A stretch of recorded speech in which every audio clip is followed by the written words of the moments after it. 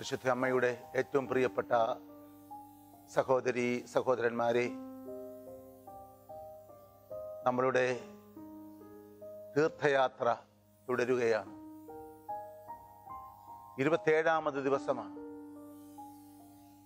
വളരെ സന്തോഷകരമായൊരു അനുഭവത്തിലാണ്, ഒരു ആത്മീയ അനുഭവത്തിലാണ് നാം ഓരോരുത്തരുമായിരിക്കുന്നത്. കഴിഞ്ഞ ദിവസങ്ങളിൽ ദൈവം നമ്മെ വഴി നടത്തി, പരിശുദ്ധാത്മാവിനാൽ നയിച്ചു. പരിശുദ്ധ അമ്മയുടെ പ്രത്യേകമായ സംരക്ഷണമുണ്ടായി. പുതിയൊരു ഘട്ടത്തിലേക്ക്, 4ാമത്തെ ഘട്ടത്തിലേക്ക് നാം പ്രവേശിക്കുകയാണ്. കഴിഞ്ഞയാഴ്ച പരിശുദ്ധ അമ്മയെ കൂടുതൽ അടുത്തറിയാനാണ് നാം പരിശ്രമിച്ചത്. ഈ ഒരാഴ്ച രക്ഷകനായ യേശു ക്രിസ്തുവിനെ കൂടുതൽ അടുത്തറിയാൻ, അവിടുത്തെ തിരുഹൃദയത്തിലേക്ക് കുറെ കൂടി ഏകാഗ്രമായി ധ്യാന നിമഗ്നരായി നാം സൂക്ഷിച്ചു നോക്കുന്ന അവസരമാണ്. യേശുക്രിസ്തുവിന്റെ ഹൃദയം അറിയുന്ന, യേശുക്രിസ്തുവിനെ അതിന്റെ പൂർണ്ണതയിൽ, യേശുക്രിസ്തുവിന്റെ രക്ഷണീയ കർമ്മങ്ങളുടെ പൂർണ്ണത അറിയുകയും അതിൽ പങ്കാളിയാവുകയും ചെയ്ത പരിശുദ്ധ അമ്മയുടെ മടിത്തട്ടിലിരുന്നു കൊണ്ട് ഈ ദിനങ്ങൾ ധ്യാനം, യേശുക്രിസ്തുവിനെ കേന്ദ്രീകരിച്ചുകൊണ്ടുള്ള ഈ ധ്യാനാത്മകമായ ആ ഒരു അന്വേഷണം നമുക്ക് ആത്മീയമായ വലിയ അഭിഷേകം പകരട്ടെ എന്ന് പ്രാർത്ഥിക്കുന്നു. ഈ ദിവസം ശുശ്രൂഷകൾ, സന്തോഷകരമായ ദിവരഹസ്യങ്ങൾ ധ്യാനിച്ചുകൊണ്ട് നമുക്ക് ആരംഭിക്കാം. സ്വർഗസ്നായ ഞങ്ങളുടെ പിതാവേ, അങ്ങയുടെ നാമം പൂജിതമാകണമേ. അങ്ങയുടെ രാജ്യം വരണമേ. അങ്ങയുടെ തിരുമനസ് സ്വർഗത്തിലെ പോലെ ഭൂമിയിലുമാകണമേ. അന്നു വേണ്ടുന്ന ആഹാരം ഇന്നും ഞങ്ങൾക്ക് തരണമേ. ഞങ്ങളോട് തെറ്റ് ചെയ്യുന്നവരോട് ഞങ്ങൾ ക്ഷമിക്കുന്നത് പോലെ ഞങ്ങളുടെ തെറ്റുകൾ ഞങ്ങളോടും ക്ഷമിക്കണമേ. ഞങ്ങളെ പ്രലോഭനത്തിൽ ഉൾപ്പെടുത്തരുതേ, തിന്മയിൽ നിന്നും ഞങ്ങളെ രക്ഷിക്കണമേ. ആമേൻ. നന്മ നിറഞ്ഞ മറിയമേ സ്വസ്തി, കർത്താവ് അങ്ങയുടെ കൂടെ, സ്ത്രീകളിൽ അങ്ങ് അനുഗ്രഹിക്കപ്പെട്ടവളാകുന്നു. അങ്ങയുടെ ഉദരത്തിൻ ഫലമായി ഈശോ അനുഗ്രഹിക്കപ്പെട്ടവനാകുന്നു. പരിശുദ്ധ മറിയമേ, തമ്പുരാന്റെ അമ്മേ, പാപികളായ ഞങ്ങൾക്ക് വേണ്ടി ഇപ്പോഴും ഞങ്ങളുടെ മരണസമയത്തും തമ്പുരാനോട് അപേക്ഷിക്കണമേ. ആമേൻ. നന്മ നിറഞ്ഞ മറിയമേ സ്വസ്തി, കർത്താവ് അങ്ങയുടെ കൂടെ, സ്ത്രീകളിൽ അങ്ങ് അനുഗ്രഹിക്കപ്പെട്ടവളാകുന്നു. അങ്ങയുടെ ഉദരത്തിൻ ഫലമായി ഈശോ അനുഗ്രഹിക്കപ്പെട്ടവനാകുന്നു. പരിശുദ്ധ മറിയമേ, തമ്പുരാന്റെ അമ്മേ, പാപികളായ ഞങ്ങൾക്ക് വേണ്ടി ഇപ്പോഴും ഞങ്ങളുടെ മരണസമയത്തും തമ്പുരാനോട് അപേക്ഷിക്കണമേ. ആമേൻ. നന്മ നിറഞ്ഞ മറിയമേ സ്വസ്തി, കർത്താവ് അങ്ങയുടെ കൂടെ, സ്ത്രീകളിൽ അങ്ങ് അനുഗ്രഹിക്കപ്പെട്ടവളാകുന്നു. അങ്ങയുടെ ഉദരത്തിൻ ഫലമായി ഈശോ അനുഗ്രഹിക്കപ്പെട്ടവനാകുന്നു. പരിശുദ്ധ മറിയമേ, തമ്പുരാന്റെ അമ്മേ, പാപികളായ ഞങ്ങൾക്ക് വേണ്ടി ഇപ്പോഴും ഞങ്ങളുടെ മരണസമയത്തും തമ്പുരാനോട് അപേക്ഷിക്കണമേ. ആമേൻ.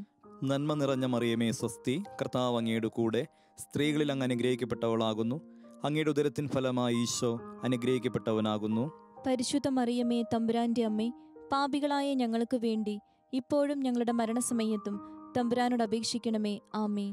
നന്മ നിറഞ്ഞ മറിയമേ സ്വസ്തി, കർത്താവ് അങ്ങയുടെ കൂടെ, സ്ത്രീകളിൽ അങ്ങ് അനുഗ്രഹിക്കപ്പെട്ടവളാകുന്നു. അങ്ങയുടെ ഉദരത്തിൻ ഫലമായി ഈശോ അനുഗ്രഹിക്കപ്പെട്ടവനാകുന്നു. പരിശുദ്ധ മറിയമേ, തമ്പുരാന്റെ അമ്മേ, പാപികളായ ഞങ്ങൾക്ക് വേണ്ടി ഇപ്പോഴും ഞങ്ങളുടെ മരണസമയത്തും തമ്പുരാനോട് അപേക്ഷിക്കണമേ. ആമേൻ. നന്മ നിറഞ്ഞ മറിയമേ സ്വസ്തി, കർത്താവ് അങ്ങയുടെ കൂടെ, സ്ത്രീകളിൽ അങ്ങ് അനുഗ്രഹിക്കപ്പെട്ടവളാകുന്നു. അങ്ങയുടെ ഉദരത്തിൻ ഫലമായി ഈശോ അനുഗ്രഹിക്കപ്പെട്ടവനാകുന്നു. പരിശുദ്ധ മറിയമേ, തമ്പുരാന്റെ അമ്മേ, പാപികളായ ഞങ്ങൾക്ക് വേണ്ടി ഇപ്പോഴും ഞങ്ങളുടെ മരണസമയത്തും തമ്പുരാനോട് അപേക്ഷിക്കണമേ. ആമേൻ. നന്മ നിറഞ്ഞ മറിയമേ സ്വസ്തി, കർത്താവ് അങ്ങയുടെ കൂടെ, സ്ത്രീകളിൽ അങ്ങ് അനുഗ്രഹിക്കപ്പെട്ടവളാകുന്നു. അങ്ങയുടെ ഉദരത്തിൻ ഫലമായി ഈശോ അനുഗ്രഹിക്കപ്പെട്ടവനാകുന്നു. പരിശുദ്ധ മറിയമേ, തമ്പുരാന്റെ അമ്മേ, പാപികളായ ഞങ്ങൾക്ക് വേണ്ടി ഇപ്പോഴും ഞങ്ങളുടെ മരണസമയത്തും തമ്പുരാനോട് അപേക്ഷിക്കണമേ. ആമേൻ. നന്മ നിറഞ്ഞ മറിയമേ സ്വസ്തി, കർത്താവ് അങ്ങയുടെ കൂടെ, സ്ത്രീകളിൽ അങ്ങ് അനുഗ്രഹിക്കപ്പെട്ടവളാകുന്നു. അങ്ങയുടെ ഉദരത്തിൻ ഫലമായി ഈശോ അനുഗ്രഹിക്കപ്പെട്ടവനാകുന്നു. പരിശുദ്ധ മറിയമേ, തമ്പുരാന്റെ അമ്മേ, പാപികളായ ഞങ്ങൾക്ക് വേണ്ടി ഇപ്പോഴും ഞങ്ങളുടെ മരണസമയത്തും തമ്പുരാനോട് അപേക്ഷിക്കണമേ. ആമേൻ. നന്മ നിറഞ്ഞ മറിയമേ സ്വസ്തി, കർത്താവ് അങ്ങയുടെ കൂടെ, സ്ത്രീകളിൽ അങ്ങ് അനുഗ്രഹിക്കപ്പെട്ടവളാകുന്നു. അങ്ങയുടെ ഉദരത്തിൻ ഫലമായി ഈശോ അനുഗ്രഹിക്കപ്പെട്ടവനാകുന്നു. പരിശുദ്ധ മറിയമേ, തമ്പുരാന്റെ അമ്മേ, പാപികളായ ഞങ്ങൾക്ക് വേണ്ടി ഇപ്പോഴും ഞങ്ങളുടെ മരണസമയത്തും തമ്പുരാനോട് അപേക്ഷിക്കണമേ. ആമേൻ. നന്മ നിറഞ്ഞ മറിയമേ സ്വസ്തി, കർത്താവ് അങ്ങയുടെ കൂടെ, സ്ത്രീകളിൽ അങ്ങ് അനുഗ്രഹിക്കപ്പെട്ടവളാകുന്നു. അങ്ങയുടെ ഉദരത്തിൻ ഫലമായി ഈശോ അനുഗ്രഹിക്കപ്പെട്ടവനാകുന്നു. പരിശുദ്ധ മറിയമേ, തമ്പുരാന്റെ അമ്മേ, പാപികളായ ഞങ്ങൾക്ക് വേണ്ടി ഇപ്പോഴും ഞങ്ങളുടെ മരണസമയത്തും തമ്പുരാനോട് അപേക്ഷിക്കണമേ. ആമേൻ. പിതാവിനും പുത്രനും പരിശുദ്ധാത്മാവിനും സ്തുതി. ആദിയിലെ പോലെ ഇപ്പോഴും എപ്പോഴും എന്നേക്കും. ആമേൻ. പരിശുദ്ധ അമ്മേ, എൻ്റെ ആശ്രയമേ. എന്നെ ഈശോയുടേതാക്കണമേ. പരിശുദ്ധ അമ്മേ, എൻ്റെ ആശ്രയമേ. എന്നെ ഈശോയുടേതാക്കണമേ. പരിശുദ്ധ അമ്മേ, എൻ്റെ ആശ്രയമേ. എന്നെ ഈശോയുടേതാക്കണമേ. പരിശുദ്ധ അമ്മേ, എൻ്റെ ആശ്രയമേ. എന്നെ ഈശോയുടേതാക്കണമേ. പരിശുദ്ധ അമ്മേ, എൻ്റെ ആശ്രയമേ. എന്നെ ഈശോയുടേതാക്കണമേ. പരിശുദ്ധ അമ്മേ, എൻ്റെ ആശ്രയമേ. എന്നെ ഈശോയുടേതാക്കണമേ. പരിശുദ്ധ അമ്മേ, എൻ്റെ ആശ്രയമേ. എന്നെ ഈശോയുടേതാക്കണമേ. പരിശുദ്ധ അമ്മേ, എൻ്റെ ആശ്രയമേ. എന്നെ ഈശോയുടേതാക്കണമേ. പരിശുദ്ധ അമ്മേ, എൻ്റെ ആശ്രയമേ. എന്നെ ഈശോയുടേതാക്കണമേ. പരിശുദ്ധ അമ്മേ, എൻ്റെ ആശ്രയമേ. എന്നെ ഈശോയുടേതാക്കണമേ. പരിശുദ്ധാത്മാവേ വരണമേ. പരിശുദ്ധാത്മാവേ വരണമേ. അങ്ങ് ഇഷ്ടദാസിയായ അങ്ങേ ഇഷ്ടദാസിയായ പരിശുദ്ധ മറിയത്തിന്റെ പരിശുദ്ധ മറിയത്തിന്റെ വിമല ഹൃദയത്തിന്റെ വിമല ഹൃദയത്തിന്റെ ശക്തമായ മധ്യസ്ഥത വഴി എന്നിൽ വന്ന് നിറയണമേ. എന്നിൽ വന്നു നിറയണമേ. പരിശുദ്ധാത്മാവേ വരണമേ. പരിശുദ്ധാത്മാവേ വരണമേ. അങ്ങ് ഇഷ്ടദാസിയായ പരിശുദ്ധ മറിയത്തിന്റെ വിമല ഹൃദയത്തിന്റെ ശക്തമായ മധ്യസ്ഥത വഴി എന്നിൽ വന്ന് നിറയണമേ. പരിശുദ്ധാത്മാവേ വരണമേ. അങ്ങ് ഇഷ്ടദാസിയായ പരിശുദ്ധ മറിയത്തിന്റെ വിമല ഹൃദയത്തിന്റെ ശക്തമായ മധ്യസ്ഥത വഴി എന്നിൽ വന്ന് നിറയണമേ. വിശുദ്ധ ലൂക്കോസ് എഴുതിയ സുവിശേഷം 4-ാം അധ്യായം 16 മുതലുള്ള വാക്യങ്ങൾ. യേശു താൻ വളർന്ന സ്ഥലമായ നസ്രത്തിൽ വന്നു. പതിവ് പോലെ ഒരു ശാബത ദിവസം അവൻ അവരുടെ സിനഗോഗിൽ പ്രവേശിച്ച് വായിക്കാൻ എഴുന്നേറ്റ് നിന്നു. യെശയ്യാ പ്രവാചകന്റെ പുസ്തകം അവന് നൽകപ്പെട്ടു. പുസ്തകം തുറന്നപ്പോൾ ഇപ്രകാരം എഴുതിയിരിക്കുന്നത് അവൻ കണ്ടു.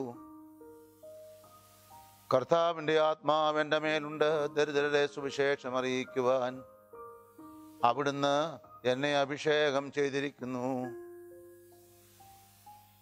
ബന്ധിതർക്ക് മോചനവും അന്ധർക്ക് കാഴ്ചയും അടിച്ചമർത്തപ്പെട്ടവർക്ക് സ്വാതന്ത്ര്യവും കർത്താവിന് സ്വീകാര്യമായ വത്സരവും പ്രഖ്യാപിക്കുവാൻ അവിടുന്ന് എന്നെ അഭിഷേകിച്ചിരിക്കുന്നു.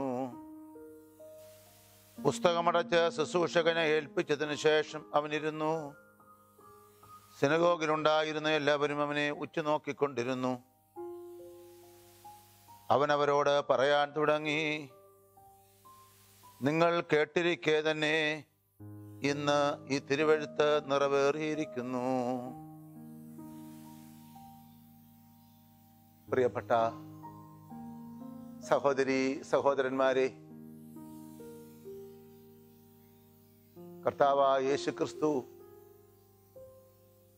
യുഗങ്ങളുടെ പ്രതീക്ഷയാണ്. പ്രവചനങ്ങളുടെ പൂർത്തീകരണമാണ് യേശുക്രിസ്തുവിൽ നിറവേറിയത്. നമ്മുടെ ഈ ധ്യാനത്തിന്റെ 4-ാമത്തെ ഘട്ടത്തിലേക്കാണ് പ്രിയപ്പെട്ടവരെ നാം പ്രവേശിക്കുന്നത്. ലോകാരൂപിയിൽ നിന്ന് മോചനം നേടുന്നതിനുള്ള ആ ഒരു പരിശ്രമത്തിലായിരുന്നു ആദ്യത്തെ 12 ദിവസം. അതിനുശേഷം നമ്മൾ ഓരോരുത്തരിലേക്കും തിരിഞ്ഞ് നമ്മെ ഓരോരുത്തരെയും പരിശുദ്ധാത്മാവിന്റെ വെളിച്ചത്തിൽ പരിശുദ്ധ അമ്മയോട് ചേർന്നിരുന്ന് പരിശോധിക്കാൻ വേണ്ടി 7 ദിവസം നാം ചിലവഴിച്ചു. തുടർന്നാണ് നമ്മുടെ അമ്മയിലേക്ക് നമ്മുടെ മുഴുവൻ ശ്രദ്ധയും കേന്ദ്രീകരിച്ച് നാം ധ്യാന നിമഗ്നരായത്. അവസാന ഘട്ടത്തിലേക്ക് നാം പ്രവേശിക്കുമ്പോൾ യേശുക്രിസ്തുവിന്റെ തിരുഹൃദയമാണ് നമ്മുടെ ലക്ഷ്യം. പരിശുദ്ധ അമ്മയുടെ വിമല ഹൃദയത്തിന് നമ്മെ ഓരോരുത്തരെയും സമർപ്പിച്ചുകൊണ്ട് നാം എത്തിച്ചേരുന്നത് രക്ഷകനായ യേശുക്രിസ്തുവിൻ്റെ തിരുഹൃദയത്തിൽ തന്നെയാണ്. അതുകൊണ്ട് തന്നെ ഈ ഒരാഴ്ച യേശുക്രിസ്തുവിലേക്കാണ് നാം ശ്രദ്ധ കേന്ദ്രീകരിക്കുന്നത്. യേശുക്രിസ്തുവിനെ കൂടുതൽ അടുത്തറിയാൻ, പരിശുദ്ധാത്മാവിന്റെ വെളിച്ചത്തിൽ അടുത്തറിയാൻ, യേശുക്രിസ്തുവിനെ പൂർണ്ണമായി അറിയുന്ന പരിശുദ്ധ അമ്മയോട് ചേർന്നിരുന്ന് യേശുക്രിസ്തുവിനെ അടുത്തറിയുവാൻ നാം പരിശ്രമിക്കുകയാണ്. യേശുക്രിസ്തുവിലേക്ക് ശ്രദ്ധ കേന്ദ്രീകരിച്ചുകൊണ്ട് യേശുക്രിസ്തു പ്രവചനങ്ങളുടെ പൂർത്തീകരണമായിട്ട് പിറന്നു വീണവനാണ് എന്ന്, ദീർഘനാളത്തെ കാത്തിരിപ്പിന്റെ ആ ഒരു ഫലമാണ് യേശുക്രിസ്തുവിന്റെ ആ പിറവിയിൽ പൂർത്തീകരിക്കപ്പെട്ടത് എന്ന് നാം ഈ ഹ്രസ്വമായ സമയത്ത് കണ്ടെത്താൻ, ധ്യാനിക്കാൻ പരിശ്രമിക്കുകയാണ്. നാം വായിച്ചു കേട്ട സുവിശേഷ ഭാഗം യേശുക്രിസ്തുവിന്റെ പരസ്യ ജീവിതത്തിന്റെ ആരംഭം കുറിക്കുന്ന സംഭവമാണ്. താൻ വളർന്ന സ്ഥലമായ നസ്രത്തിൽ വന്നു. പതിവ് പോലെ സിനഗോഗിൽ പ്രവേശിച്ചു. ശാബത്ത് ദിവസം വായിക്കാൻ അവൻ എഴുന്നേറ്റ് നിന്നു. യേശയ്യയുടെ പുസ്തകമാണ് നൽകപ്പെട്ടത്. തന്നെ പറ്റി എഴുതപ്പെട്ട ഭാഗം വായിച്ചുകൊണ്ടാണ് തന്റെ പരസ്യ ജീവിതം ആരംഭിക്കുന്നത്.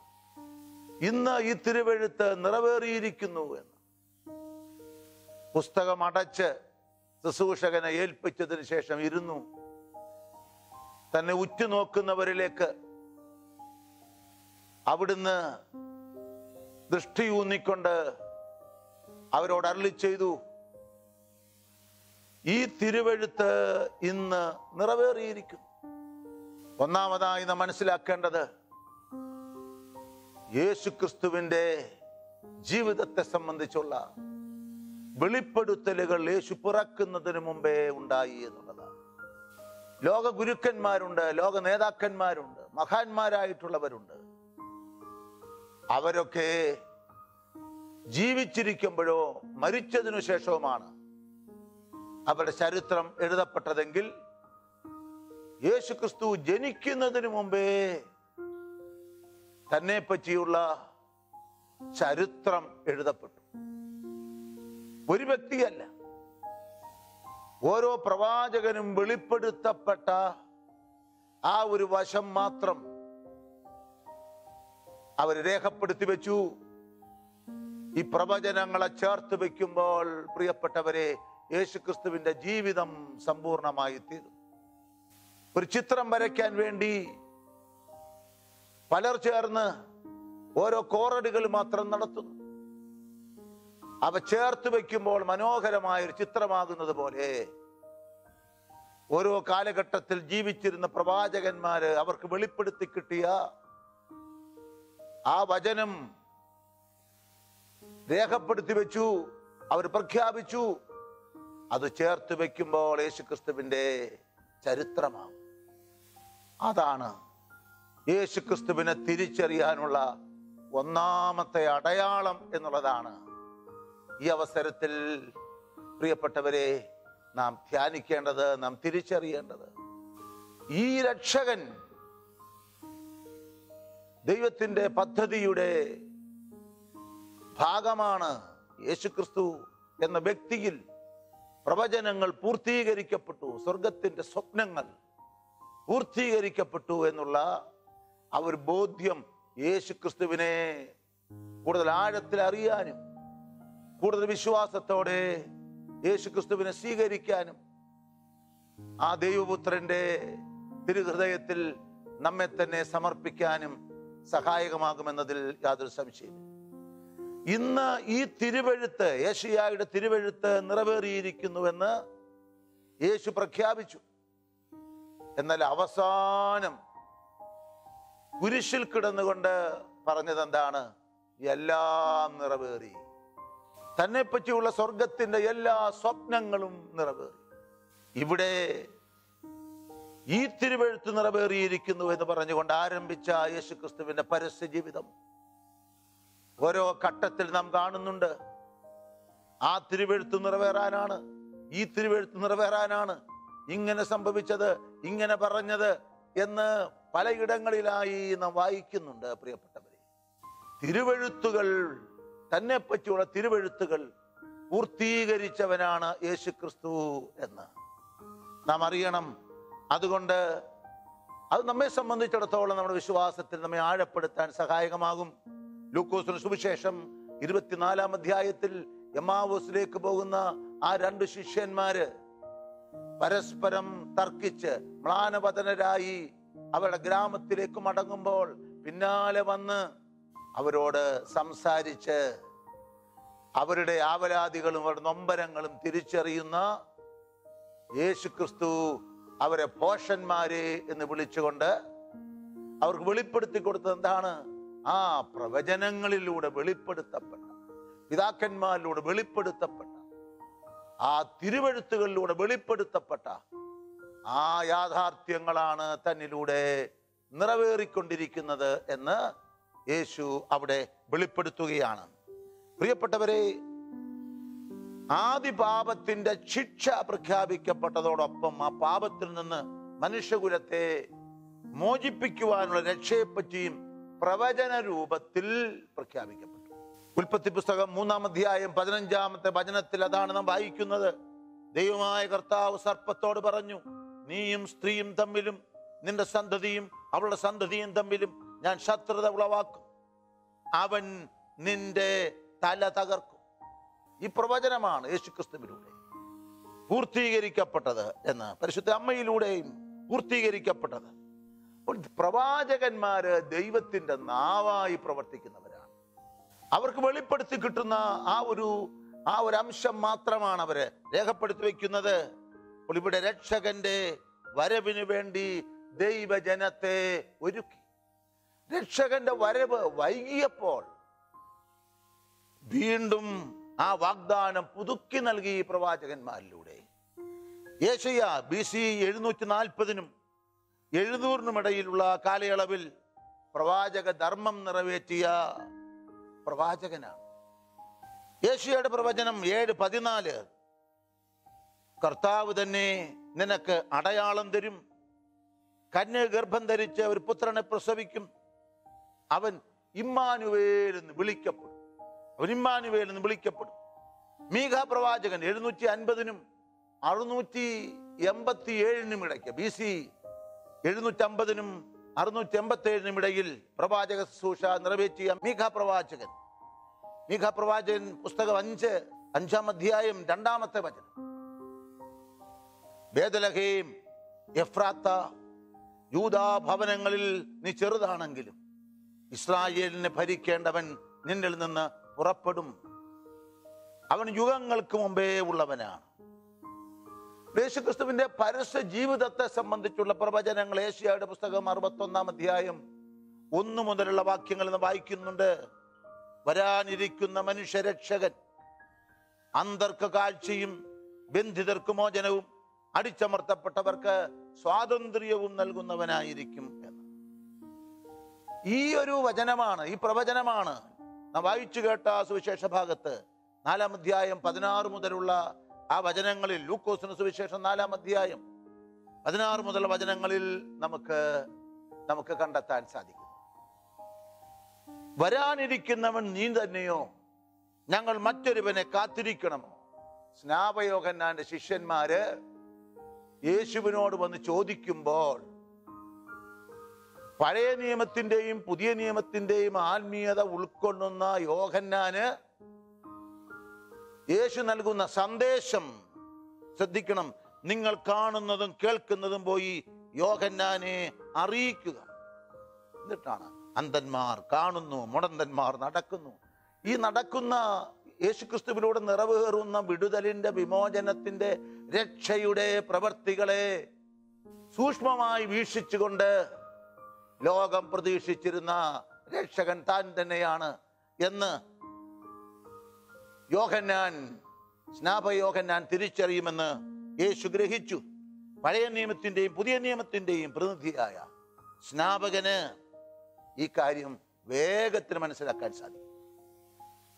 പീഡാനുഭവങ്ങളെ പറ്റിയുള്ള പ്രവചനങ്ങൾ. ഏശയ്യായുടെ പുസ്തകം 53, 2-3 വചനങ്ങൾ. ശ്രദ്ധാർഹമായ രൂപഭംഗിയോ ഗാംഭീര്യമോ ആകർഷകമായ സൗന്ദര്യമോ അവൻ ഉണ്ടായിരുന്നില്ല.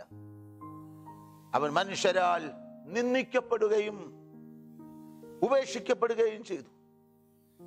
അവൻ വേദനയും ദുഃഖവും നിറഞ്ഞവനായിരുന്നു. അവനെ കണ്ടവർ മുഖം തിരിച്ചു കളഞ്ഞു. യേശയ്യായുടെ പുസ്തകം 53-ാം അധ്യായം 3 മുതൽ 8 വരെയുള്ള വചനങ്ങളില്, സങ്കീർത്തനം 22, 14, 15 വചനങ്ങളില് ഈ പീഡാനുഭവത്തെ പറ്റി പ്രവചന രൂപത്തിൽ നമുക്ക് വായിക്കാൻ സാധിക്കും. സങ്കീർത്തനം 22, 16, 18 വചനങ്ങള്. പ്രിയപ്പെട്ടവരെ, അവർ എൻ്റെ കൈകാലുകൾ കുത്തി തുളച്ചു, എൻ്റെ അസ്ഥികൾ എനിക്ക് എണ്ണാവുന്ന വിധത്തിലായി. അവർ എന്നെ തുറിച്ചു നോക്കുന്നു, അവർ എൻ്റെ വസ്ത്രങ്ങൾ പങ്കിട്ടെടുത്തു, എൻ്റെ അങ്കിക്കായി അവർ നറുക്കിടുന്നു. ഇത് സങ്കീർത്തനത്തിൽ രേഖപ്പെടുത്തിയിരിക്കുന്നു. ഇതെല്ലാം യേശു ക്രിസ്തുവിൽ അക്ഷരാർത്ഥത്തിൽ നിറവേറി. ലോകരക്ഷകൻ ഉയർത്തെഴുന്നേൽക്കുമെന്നും പ്രവചിക്കപ്പെട്ടു. സങ്കീർത്തനം 16, 9 മുതൽ 11 വരെയുള്ള വചനങ്ങൾ. എൻ്റെ ശരീരം സുരക്ഷിതമായി വിശ്രമിക്കുന്നു, അവിടുന്ന് എന്നെ പാതാളത്തിൽ തള്ളുകയില്ല. അങ്ങയുടെ പരിശുദ്ധൻ ജീർണിക്കുവാൻ അനുവദിക്കുകയുമില്ല. അങ്ങ് എനിക്ക് ജീവന്റെ മാർഗം കാണിച്ചു തരുന്നു. അതുപോലെ പ്രിയപ്പെട്ടവരെ, കർത്താവ് തന്നെ ശിഷ്യന്മാരോട് തന്റെ പീഡാനുഭവത്തെ പറ്റിയും മരണത്തെ പറ്റിയും പ്രവചിച്ചു. യേശുക്രിസ്തുവിനെ തിരിച്ചറിയാനുള്ള, ഈ പ്രവചനങ്ങളുടെ പൂർത്തീകരണമാണെന്ന് തിരിച്ചറിയാനുള്ള അർത്ഥപൂർണമായ ആ ഒരു സംഭവമായി നാം ഇതിനെ കാണേണ്ടതുണ്ട്. 3 പ്രവചനങ്ങളിലൂടെ തന്റെ പീഡാനുഭവവും മരണവും പുനരുദ്ധാനവും യേശു അവർക്ക് വെളിപ്പെടുത്തി കൊടുത്തു. ഒന്നാമത്തെ പ്രവചനം മർക്കോസിന്റെ സുവിശേഷം 8-ാം അധ്യായം 31 മുതലുള്ള വചനങ്ങൾ, മത്തായിയുടെ സുവിശേഷം 16, 21 മുതൽ വചനങ്ങൾ, ലൂക്കോസിന്റെ സുവിശേഷം 9-ാം അധ്യായം 22 മുതൽ വചനങ്ങൾ. ഞാനിവിടെ സൂചിപ്പിക്കുന്നത് സമാന്തര സുവിശേഷങ്ങളെല്ലാം ഈ 3 പീഡാനുഭവ വിവരണവും പീഡാനുഭവത്തെ പറ്റിയുള്ള പ്രവചനവും യേശുക്രിസ്തു നൽകിയ പ്രവചനവും രേഖപ്പെടുത്തിയിട്ടുണ്ട്. 2-ാമത്തെ പ്രവചനം മർക്കോസിന്റെ സുവിശേഷം 9-ാം അധ്യായം 30, 32, മത്തായി 17, 22, 23, ലൂക്കോസ് 9, 43, 45.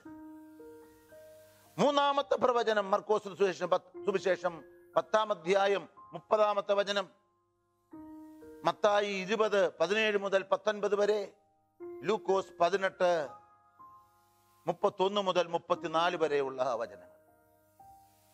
യേശുക്രിസ്തു തന്നെ പറ്റി തന്നെ പ്രവചിച്ചു എന്നുള്ളത്.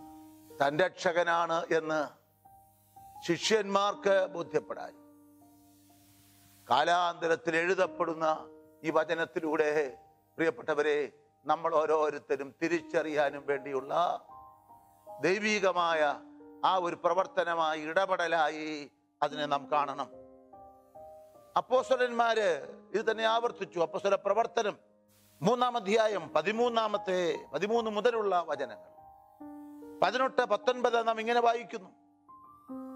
എന്തെന്നാൽ തന്റെ അഭിഷിക്തൻ ഇവയെല്ലാം സഹിക്കണമെന്ന് പ്രവാചകന്മാർ വഴി ദൈവം മുൻകൂട്ടി അരുളി ചെയ്തത് അവിടുന്ന് പൂർത്തിയാക്കി.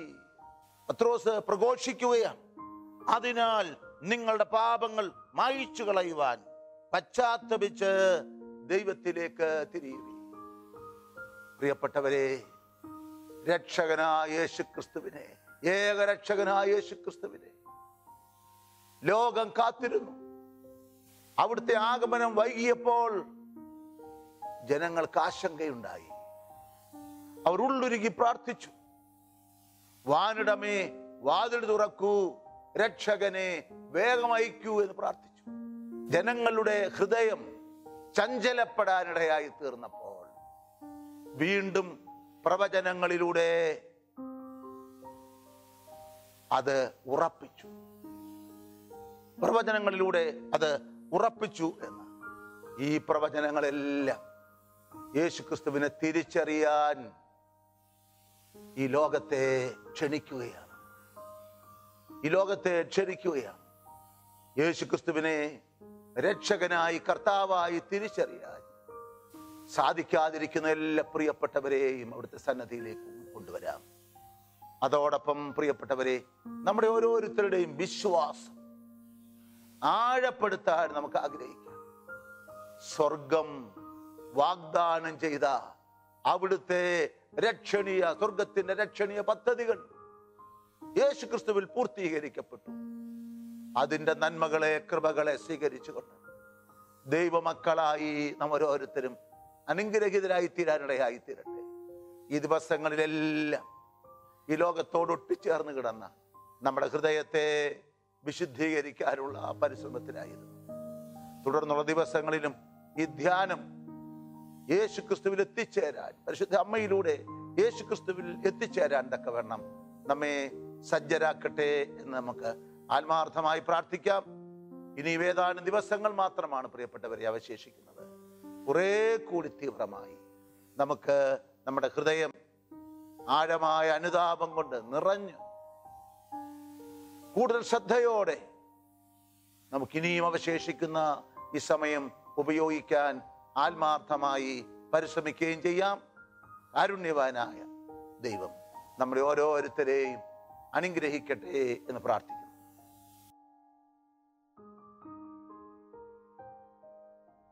മറിയത്തിൻ്റെ സ്തോത്രഗീതം. എൻ്റെ ആത്മാവ് കർത്താവിനെ മഹത്വപ്പെടുത്തുന്നു. എൻ്റെ ചിത്തം എൻ്റെ രക്ഷകനായ ദൈവത്തിൽ ആനന്ദിക്കുന്നു. അവിടുന്ന് തൻ്റെ ദാസിയുടെ താഴ്മയെ കടാക്ഷിച്ചു. ഇപ്പോൾ മുതൽ സകല തലമുറകളും എന്നെ ഭാഗ്യവതി എന്ന് പ്രകീർത്തിക്കും. ശക്തനായവൻ എനിക്ക് വലിയ കാര്യങ്ങൾ ചെയ്തിരിക്കുന്നു. അവിടുത്തെ നാമം പരിശുദ്ധമാണ്. അവിടുത്തെ ഭക്തരുടെ മേൽ തലമുറകൾ തോറും അവിടുന്ന് കരുണ വർഷിക്കും.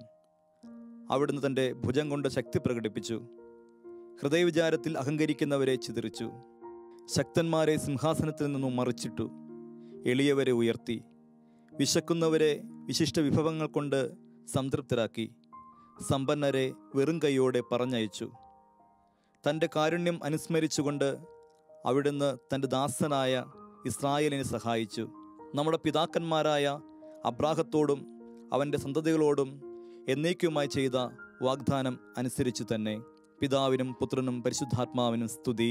ആദിയിലെ പോലെ ഇപ്പോഴും എപ്പോഴും എന്നേക്കും ആമേൻ. ക്രിസ്താനുകരണം പുസ്തകം 2 അധ്യായം 7. സർവോപരി ഈശോയെ സ്നേഹിക്കുക. ഈശോയെ സ്നേഹിക്കുന്നതും ഈശോയെ പ്രതി തന്നെ തന്നെ വെറുക്കുന്നതും എന്താണെന്ന് അറിയുന്നവൻ ഭാഗ്യവാൻ. സർവവസ്തുക്കളെക്കാൾ ഉപരിയായി തന്നെ സ്നേഹിക്കണമെന്ന് ഈശോ ആഗ്രഹിക്കുന്നതുകൊണ്ട് ഈ പ്രിയനെ പ്രതി പ്രിയപ്പെട്ടവ നാം ഉപേക്ഷിക്കണം. സൃഷ്ടികളുടെ സ്നേഹം ചഞ്ചലവും വഞ്ചനാത്മകവുമാണ്. ഈശോയുടെ സ്നേഹം വിശ്വസ്തവും ശാശ്വതവുമത്രേ. സൃഷ്ടികളോട് ചേർന്നു നിൽക്കുന്നവൻ അവയോടുകൂടി അധപതിക്കും. ക്രിസ്തുവിനെ ആശ്രയിക്കുന്നവൻ നിത്യമായി ഉറച്ചു നിൽക്കും. ക്രിസ്തുവിനെ സ്നേഹിച്ച് അവിടുത്തെ സുഹൃത്താകുക. സർവമർത്യരും നിന്നെ ഉപേക്ഷിച്ചാലും അവിടുന്ന് നിന്നെ ഉപേക്ഷിക്കുകയില്ല. നീ നശിക്കുന്നത് അവിടുന്ന് അനുവദിക്കുകയുമില്ല. നിനക്ക് ഇഷ്ടമാണെങ്കിലും അല്ലെങ്കിലും ശരി, ഒരിക്കൽ നീ എല്ലാ വസ്തുക്കളിലും നിന്ന് വേർപിരിയേണ്ടി വരും. ജീവിതത്തിലും മരണത്തിലും നീ ഈശോയുടെ കൂടെ വസിക്കുക. വിശ്വസ്തനായ അവിടുത്തേക്ക് നിന്നെ തന്നെ സമർപ്പിക്കുക. എല്ലാവരും നിന്നെ കൈവെടിയുമ്പോൾ അവിടുത്തേക്ക് മാത്രമേ നിന്നെ സഹായിക്കാൻ കഴിയൂ. മറ്റ് യാതൊരു സ്നേഹിതനും നിനക്കുണ്ടായിക്കൂടാ എന്ന മനോഭാവമാണ് നിന്റെ പ്രിയനുള്ളത്. നിന്റെ ഹൃദയം അവിടുത്തേത് മാത്രമായിരിക്കണം. സിംഹാസനത്തിൽ രാജാവെന്ന പോലെ നിന്റെ ഹൃദയത്തിൽ വസിക്കാൻ അവിടുന്ന് ആഗ്രഹിക്കുന്നു. സർവ സൃഷ്ടികളിലും നിന്ന് നിന്നെ തന്നെ അകറ്റി നിർത്താൻ നിനക്ക് കഴിയുമെങ്കിൽ ഈശോ സന്തോഷപൂർവ്വം നിന്നോടുകൂടി വസിക്കാതിരിക്കുകയില്ല. ഈശോ ഒഴികെ മനുഷ്യരെ വിശ്വസിച്ച് സ്വയം ഏൽപ്പിച്ചവരെല്ലാം ഏറെക്കുറെ നശിച്ചിരിക്കുകയാണ്. കാറ്റിലാടുന്ന ഞാങ്ങണയിൽ നീ വിശ്വാസമർപ്പിക്കേണ്ട, അതിനെ ആശ്രയിക്കുകയും വേണ്ട. എല്ലാ ജഡവും തൃണമാണ്. അതിൻ്റെ സൗന്ദര്യം വയലിലെ പുഷ്പം പോലെ തിരോഭവിക്കും. നീ മനുഷ്യന്റെ ബാഹ്യപ്രകൃതി മാത്രം ഗൗനിച്ചാൽ അതിവേഗം വഞ്ചിതനാകും. നിന്റെ ആശ്വാസവും ആദായവും അന്യരിൽ അർപ്പിക്കുന്ന പക്ഷം നിനക്ക് പലപ്പോഴും നഷ്ടമേ ഉണ്ടാകുകയുള്ളൂ. എല്ലാ കാര്യത്തിലും ഈശോയെ തേടിയാൽ അവിടുത്തെ നീ നിശ്ചയമായും കണ്ടെത്തും. നേരെ മറിച്ച് നിന്നെ തന്നെ ആരായുകയാണെങ്കിൽ നിന്നെ തന്നെ കണ്ടെത്തും. എന്നാൽ അത് നിന്റെ നാശത്തിന് കാരണമാകും. ഒരുവൻ ഈശോയെ വേണ്ടുംവണ്ണം അന്വേഷിക്കുന്നില്ലെങ്കിൽ ലോകത്തിനും സകല ശത്രുക്കൾക്കും ചെയ്യാവുന്നതിനേക്കാൾ കൂടുതൽ ദ്രോഹം അവൻ തന്നോട് തന്നെ ചെയ്യുന്നു.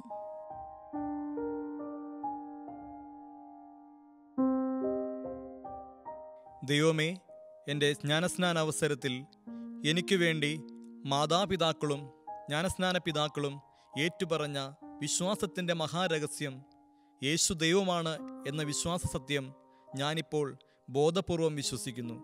യേശുവാണ് സർവ്വമനുഷ്യരുടെയും രക്ഷിതാവെന്ന തിരുസഭയുടെ ഏറ്റുപറച്ചിലിൽ ഞാൻ ദൃഢമായി വിശ്വസിക്കുന്നു. പിതാവിൻ്റെ നിത്യവചനവും അവിടുത്തെ പ്രതിച്ഛായുമായവൻ മനുഷ്യനായി അവതരിച്ചു എന്നും അവിടുത്തെ ദൈവപ്രകൃതിക്കു ഭംഗം വരാതെ അവിടുന്ന് മനുഷ്യപ്രകൃതി ആദാനം ചെയ്തുവെന്നും ഞാൻ വിശ്വസിക്കുന്നു. തൻ്റെ ദൈവിക വ്യക്തിത്വത്തിൻ്റെ ഐക്യത്തിൽ യേശുക്രിസ്തു സത്യദൈവവും സത്യമനുഷ്യനുമാണെന്ന് ഞാൻ ഏറ്റുപറയുന്നു. അവിടുത്തെ മനുഷ്യപ്രകൃതിയിലുള്ളതെല്ലാം അത്ഭുതങ്ങൾ, പീഡാനുഭവം, മരണം മുതലായവയായ അവിടുത്തെ ദൈവപ്രകൃതിയിലാണ് ആരോപിക്കേണ്ടത് എന്ന സത്യവിശ്വാസം ഞാൻ ഏറ്റുപറയുന്നു. കർത്താവായ യേശുവേ, എൻ്റെ ജീവിതം പൂർണ്ണമായി അങ്ങേക്ക് തന്ന് ഞാൻ ജീവിത സാഫല്യമണിയട്ടെ. അങ്ങേ സർവാധികാരം എൻ്റെ മേൽ സ്ഥാപിക്കണമേ. കന്യകാമറിയമേ, നീ നിൻ്റെ തിരുക്കുമാരൻ്റെ ദൗത്യത്തിനു വേണ്ടി നിന്നെ തന്നെ സമർപ്പിച്ചല്ലോ. എന്നെ കൂടി നീ അവിടത്തേക്ക് സമർപ്പിക്കണമേ. ആമേൻ.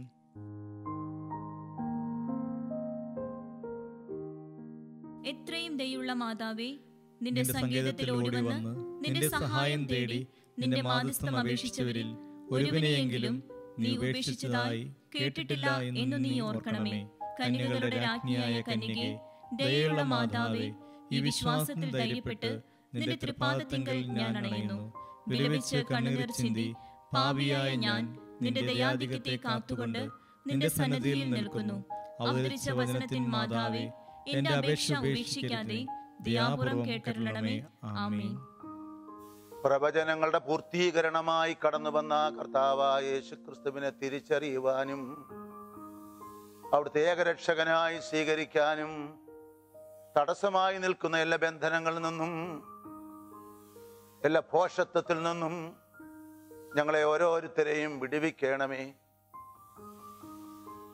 ഈ അന്വേഷണത്തിൽ തടസ്സം നിൽക്കുന്ന എല്ലാ ബന്ധനങ്ങളിൽ നിന്നും ഏകാഗ്രമായ യേശുക്രിസ്തുവിലേക്ക് മനസ്സിനെ കേന്ദ്രീകരിക്കുന്നതിന് തടസ്സമായി നിൽക്കുന്ന എല്ലാ വ്യഗ്രതകളിൽ നിന്നും നിങ്ങൾ ഓരോരുത്തരും മോചിതരായി തീരട്ടെ. പിതാവായ ദൈവത്തിൻ്റെ സ്നേഹവും ഏകജാതനായ പുത്രൻ്റെ കൃപയും പരിശുദ്ധരുടെ സംബന്ധവും സഹവാസവും പരിശുദ്ധ അമ്മയുടെ സംരക്ഷണവും മാലാഖമാരുടെ പ്രത്യേകമായ കാവലും എൻ്റെ വാത്സല്യ ഭാചനങ്ങളെ നിങ്ങളെല്ലാവരോടും കൂടെ ഇപ്പോഴും എപ്പോഴും എന്നേക്കും ഉണ്ടായിരിക്കട്ടെ. ആമീൻ.